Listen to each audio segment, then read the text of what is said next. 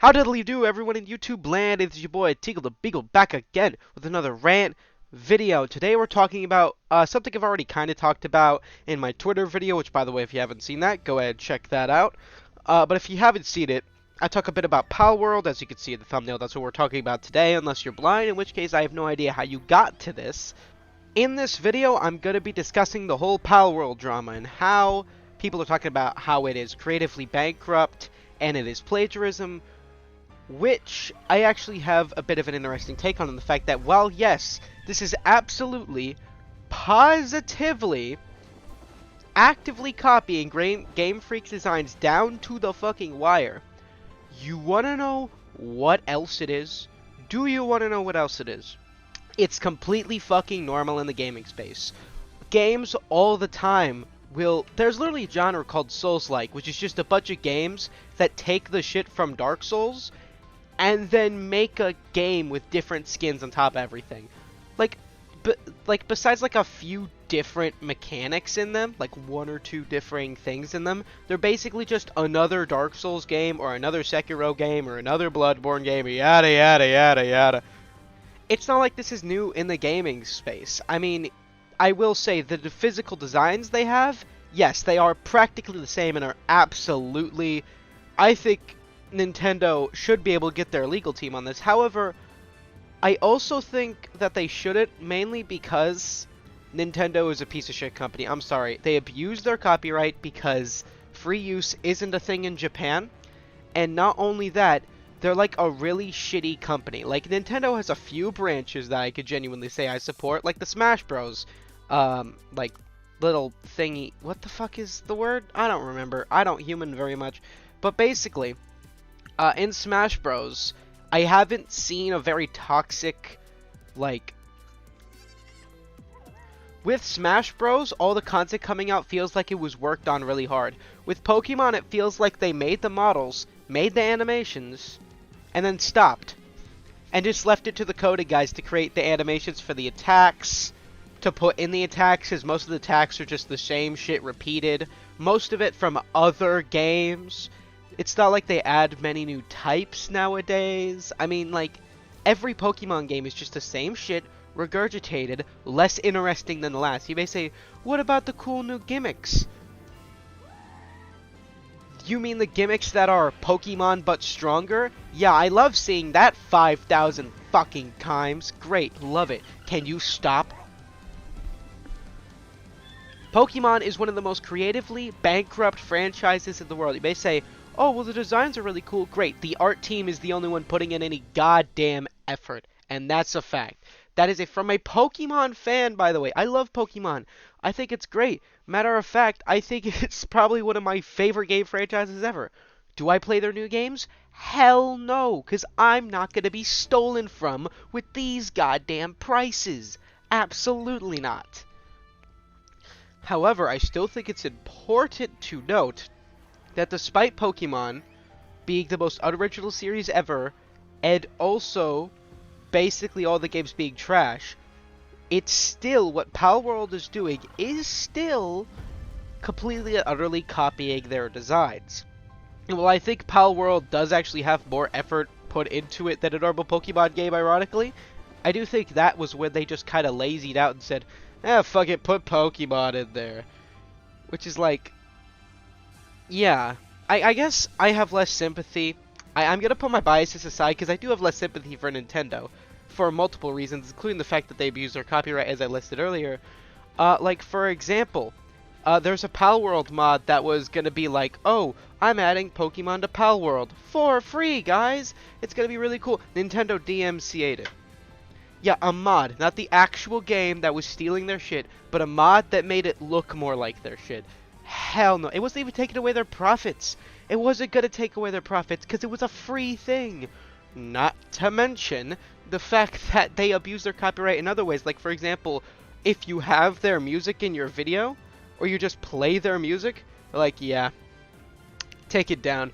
Because apparently, like, people putting out the OST are bad now, I guess? I don't know. It just, Nintendo definitely abuses their copyright system in ways that are extremely predatory, and it makes them a less favorable company in my eyes. They're not a terrible company, don't get me wrong. They still put out bangers. Like I said, all the Smash Bros. Stuff they put out and have ever put out, hot damn, it's been good. However, the Pokemon stuff has always been kind of like, they never really made it better past like the first couple generations, in my opinion. It just kept getting staler and staler and more boring and more generic, and it just ended up becoming complete and utter dog shit trailer trash that should be sold for 20 bucks on sale on Steam, not a full $60 game.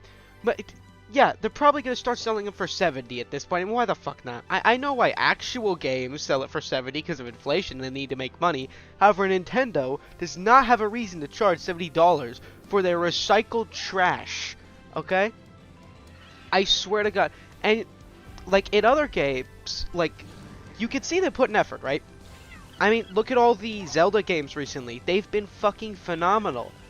One of my favorite YouTubers, Fat Brett, has done entire videos analyzing them. But, oh, for some reason, he never seems to have to analyze Pokemon. Oh, gee, I wonder why. Not saying you have to have a complex story. I'm saying you have to have a good story that makes sense and doesn't just derail the entire fucking game just because. It's literally the Disney twist villain type shit. It was like, oh, they were the bad guy the whole time. Or it's the Disney shit in there was no real bad guy. It's stuff like that. Like, bro, I don't normally like simple villains, but Team Rocket was better. Yeah, the evil organization that was evil for evil was better for your story than when you tried to actually flesh out your villains. How do you fail this hard at something? You have writers that you pay, and you come up with this. I mean, really. Now, that is why I dislike Pokemon, but also I must be objective in stating the fact that, yes, Palworld is complete and utter, if it was in the US especially, copyright infringement. These are obviously ripoffs. I mean, they'd still get past copyright law because they've changed enough about it for it to be okay. And, like, the one original design they made was, like, the number 69, wasn't it? Where it had, like, tits that looked like a heart. I don't know, it was weird as fuck. But yeah, it is disheartening to see the reaction to this because both reactions to this are incorrect in my opinion. I don't think people should be saying the game is horrible, disgusting, absurd, and nasty for simply having art that looks a lot like Pokemon's, right? Sorry, I had to throw that away.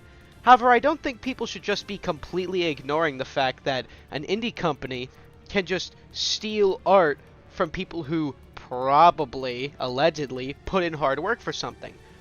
A lot of these people, no, actually some of these people, most of them are doing that. However, a lot of these people are worried not about the fact that Nintendo got stole from, because no one could give a shit about Nintendo. However, they're worried about the fact that this indie game studio can take from this and it be perfectly fine. They're worried that it could get worse, and that's a valid concern. That is a valid concern, no matter what you say. Because, remember, the important thing to remember that we've been taught by Frostpunk, one of the greatest city builders of all time, is everything in moderation. If you have too much or too little of something important, it becomes a problem. But if you keep it right in that mid spot and keep it there, it becomes a balance. It becomes good. And while yes, increasing it can help, you need to know the right time and place to increase it so that it stays balanced. It doesn't go too low, but you also don't increase it too early or too late so it goes too high. You get what I'm saying. And in this case, they are definitely worried about this because right now it may start getting to the point where people just stop caring about plagiarizing art. And you may say, no sane person would ever be okay with that. This is on Twitter. Of course they would be okay with that. They don't give a fuck about the people behind the art. Hell, there was literal art that was just like, I think it was some My Hero Academia art, and the person making it, like, changed the character's skin tone by like 0.5% darker, and they got doxxed. So, like, you know, I don't have any proof for that. I just remember it off the top of my head. But the fact that you just believed what I said immediately tells me all you need to know about Twitter, okay? It's a fucking cesspool of garbage. And because of that, I don't blame them for worrying. Granted, these people who are worrying are the same types of Twitter users to do the shit they're worrying about. But ignoring the hypocrisy for a second, it is a valid concern. Absolutely is. I hit my fucking hand on the table again. God damn it! So, I mean, a lot of my takes come down to this, especially, like, everything in moderation. I say this a lot, not on my YouTube videos, but in real life you can hear me say it, where I'm like, it's gotta be everything in moderation, right? And I completely agree with that here. I think that what Palworld doing now is fine just because of the company it's taking from. However, I also think that it should be us as a community who monitor what companies they do this type of stuff to, and and stopping it from happening to the companies that don't deserve it. Like, for example, in any company that just started up, getting all its assets just basically flipped over, yeah, that's disturbing and gross and wrong and should not happen. However, with Palworld, it's Nintendo. It is fucking Nintendo. I think this was not the creator's intention. I'm not saying this is the creator's intention to, like, yeah, stick it one over to Nintendo, because I guarantee they don't give a rat's ass about how evil Nintendo is as a company and how money hungry they are, despite having more money than I'll ever see in my goddamn wallet in my life. They more cared about being popular, which is fine. I hate that I have to be the one to say that, but making a game to make money is fine as long as you understand that user experience comes first. If you make the game for money, and then all you care about is making the game so that you can get as much money out of people as possible, it'll be trashed, like Synced or Call of Duty at the moment. However, if you make the game wanting money and create it by encouraging fun and gameplay, you create a game that gives you tons of money and people are happy to play. You were greedy, sure, but guess what? You were a good type of greedy. That's the type of greedy that should exist, not Nintendo's greedy. So as far as my takes on the Palworld drama, here's the TLDRBQ846, I don't fucking know. I think that what Palworld is doing is perfectly fine, but I do think that we should keep in moderation what companies we allow this to happen to. Nintendo, I think it's fine. Due to them being so big, it won't really matter.